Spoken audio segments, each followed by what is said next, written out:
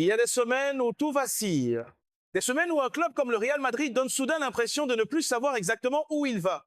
Et celle-là en fait clairement partie. Défaite en finale de Supercoupe d'Espagne, élimination en Coupe du Roi, un banc qui change, un vestiaire amputé, fragilisé, sous tension. Et surtout, une sensation étrange, celle d'un géant qui avance sans boussole. Parce que oui, on peut toujours relativiser, dire que la Coupe du Roi, ce n'est qu'une coupe, dire que ce n'est pas Barcelone en face, dire que les absents expliquent tout. Mais en Espagne, la Coupe du Roi, ce n'est pas un trophée secondaire. C'est une histoire, une symbolique, une épreuve qui juge la solidité mentale autant que le talent. Perdre, ça arrive. Mais perdre sans laisser de traces psychologiques positives derrière soi, là, c'est autre chose.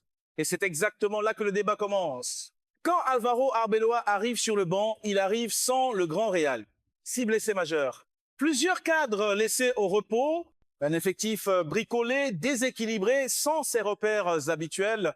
Mais dans un club comme Madrid, personne ne te demande d'excuses, on te demande un effet, quelque chose, un signal, un électrochoc. Or, le problème, c'est que cet effet n'a pas été visible. Alors forcément, une question s'impose. Combien de temps peut-on laisser un entraîneur s'installer quand le contexte brûle déjà? À Madrid, le crédit n'est jamais de 3 ans. Parfois, il ne dépasse même pas 3 semaines. Et quand, dans ce climat-là, une information commence à circuler, celle d'un possible retour de José Mourinho soufflé par un journaliste proche du club, ce n'est jamais anodin. Ce n'est pas une rumeur banale. C'est un symptôme de doute, de confusion, d'une direction qui hésite entre projet et pansement d'urgence. Car rappeler Mourinho, ce serait pas seulement rappeler un entraîneur, ce serait reconnaître que le club ne croit plus à une construction progressive.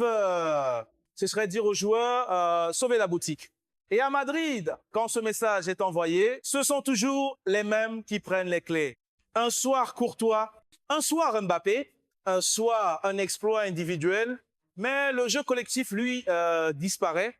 Et c'est précisément ce qui rend cette période si importante. Parce que le Real Madrid n'est pas seulement un club de trophées. C'est un club d'équilibre fragile. Entre stars et collectif, entre autorité et liberté, entre projet et résultats immédiats. Dans la suite, on va comprendre pourquoi ce contexte est bien plus dangereux qu'il n'y paraît et pourquoi l'histoire du Real montre que ce genre de moment peut soit relancer une dynastie, soit fissurer durablement un vestiaire. Avertissement. Ici, pas de haine, pas de certitude absolue. Le football reste un sport imprévisible. Les analyses proposées visent à comprendre, pas à condamner. Si ce genre de décryptage te plaît, pense à t'abonner, à liker la vidéo et à partager ton avis en commentaire. La suite arrive et elle risque de faire débat. Pourquoi ce moment compte autant? Parce qu'on n'est pas simplement face à une série de mauvais résultats. On est face à un désalignement, un club, un vestiaire et un projet qui ne racontent plus exactement la même histoire. C'est un peu comme une équipe qui sait parfaitement accélérer, mais qui ne sait plus quand freiner. Le Real a empilé des profils capables de faire la différence individuellement, mais l'architecture collective, elle, a perdu de sa lisibilité. Et dans un club où l'exigence est immédiate, cette zone grise devient vite un champ de mine. Regardons les enjeux réels. D'abord, la pression du calendrier. Coupe du Roi manquée, championnat qui ne tolère plus l'erreur, Ligue des Champions qui arrive avec un adversaire capable de poser des problèmes. Si le bloc n'est pas compact, ce n'est pas tant l'adversaire qui inquiète, c'est l'état interne du Real au moment de l'affronter. Ensuite, il y a la question du crédit. Quand un entraîneur arrive, surtout dans l'urgence, il doit envoyer un message clair. Pas forcément gagner tout de suite, mais montrer une direction. Or, sur le premier match, le message est resté flou, pas de structure défensive totalement identifiable, pas de pressing coordonné sur la durée, et surtout, pas cette impression que tout le monde sait quoi faire sans réfléchir. C'est là que la comparaison historique devient intéressante. Le Real a connu 3 grandes catégories d'entraîneurs. Ceux à projet qui construisent une idée de jeu, ceux à poigne qui imposent un cadre strict, et ceux capables de naviguer intelligemment entre les égos sans tout figer. Quand tu as un vestiaire rempli de joueurs capables de décider seul un match, tu es obligé d'être sur le fil du rasoir. Trop de liberté et le collectif se délite. Trop de rigidité et les talents s'éteignent. Aujourd'hui, le problème n'est pas seulement tactique, il est psychologique. Certains joueurs sont encore en train de comprendre leur rôle exact, d'autres n'ont plus la régularité des générations précédentes. Et c'est une question qu'on évite souvent de poser, mais qui mérite d'être posée calmement. Et si l'effectif était globalement un peu moins dominant qu'on l'imagine? Ce n'est pas une attaque, c'est une nuance. Les grandes équipes du passé avaient une colonne vertébrale presque inébranlable. Aujourd'hui, cette stabilité est plus fragile. Il y a du talent, oui, mais moins de certitude automatique. Et quand les certitudes disparaissent, le projet de jeu devient vital. C'est pour ça que l'idée d'un retour en arrière, un entraîneur réflexe, un choix de panique serait un aveu. Un aveu que le club préfère survivre à court terme plutôt que construire. Et au Real, ce genre de décision a souvent un coût invisible, la perte d'identité collective. Maintenant, on va entrer dans le cœur du sujet. Comment cette équipe fonctionne réellement sur le terrain? Quels sont les mécanismes qui coincent, ceux qui peuvent encore marcher et surtout, ce qu'il faudra observer minute par minute pour savoir si le Real est en train de se relancer ou de s'enfoncer? Avertissement. Analyse, pas procès. Le football n'est jamais une science exacte et chaque match peut tout rebattre. Dis-moi en commentaire, est-ce que tu crois encore à un vrai projet sur la durée ou est-ce que le Real est condamné à vivre au rythme des exploits individuels? Dans la suite, on décortique le terrain. Alors passons au terrain. Parce que tout ce débat, toute cette agitation autour du banc n'a de sens que si on comprend ce qui ne fonctionne plus concrètement sur la pelouse. Le premier point, c'est la structure. Le Real donne aujourd'hui l'impression d'une équipe coupée en deux. D'un côté, des joueurs offensifs capables de créer quelque chose à partir de rien. De l'autre, un bloc qui a du mal à se coordonner dès que le ballon est perdu. C'est un peu comme une équipe qui attaque avec 5 idées différentes, mais qui défend sans langage commun. Sur les phases offensives, on voit encore des éclairs. Des décrochages, des appels, des prises d'initiative, mais ces actions sont rarement reliées entre elles. Il n'y a pas cette continuité, cette répétition de schéma qui permet à une équipe de contrôler un match sans forcer, et c'est là que le problème devient tactique. Le pressing, par exemple, il est souvent déclenché individuellement, pas collectivement. Un joueur sort, un autre hésite, la ligne derrière ne suit pas toujours. Résultat, l'adversaire casse le premier rideau et se retrouve face à une défense qui recule dans l'urgence. Conséquence directe, des courses défensives trop longues, des duels subis au lieu d'être provoqués et une fatigue mentale qui arrive très vite. Sur les transitions défensives, le constat est encore plus clair. Quand le Real perd le ballon, il ne sait pas toujours s'il doit temporiser ou harceler immédiatement. Ce flou crée des espaces, notamment dans le dos des milieux, là où les équipes bien organisées font le plus mal. Et attention, ce n'est pas une question de volonté, c'est une question de repère. Dans les grandes équipes, les joueurs savent instinctivement où se replacer, ils n'ont pas besoin de réfléchir.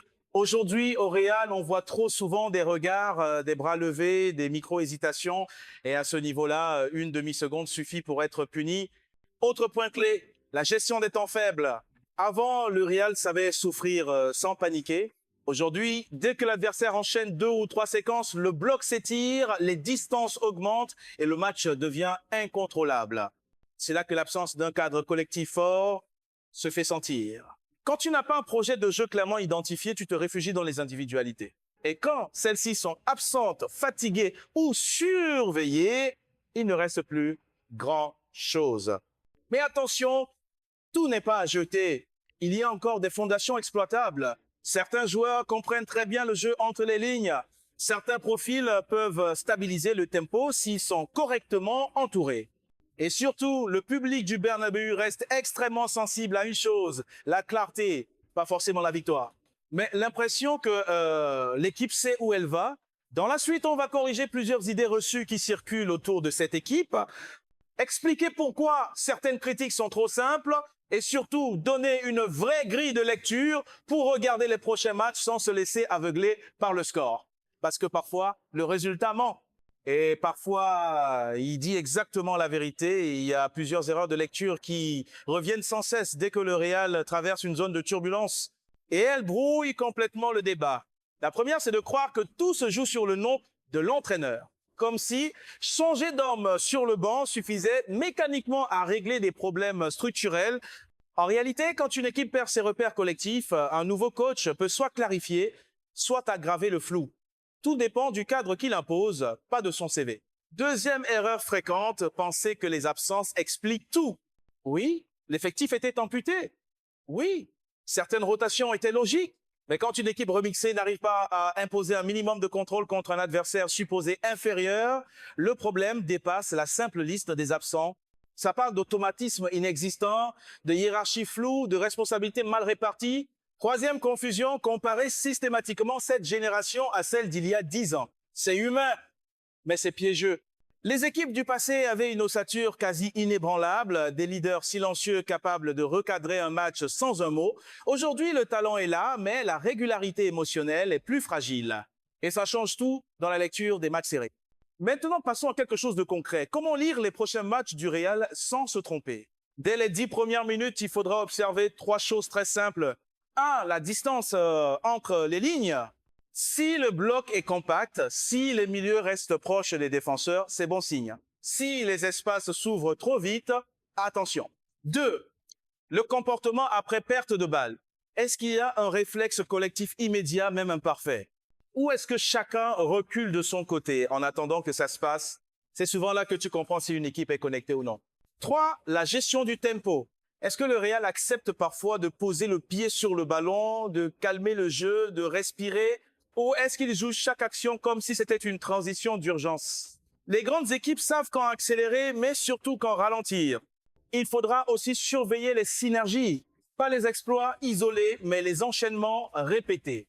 Un milieu qui couvre un appel, un défenseur qui anticipe sans paniquer, un attaquant qui déclenche un pressing utile même sans récupérer le ballon.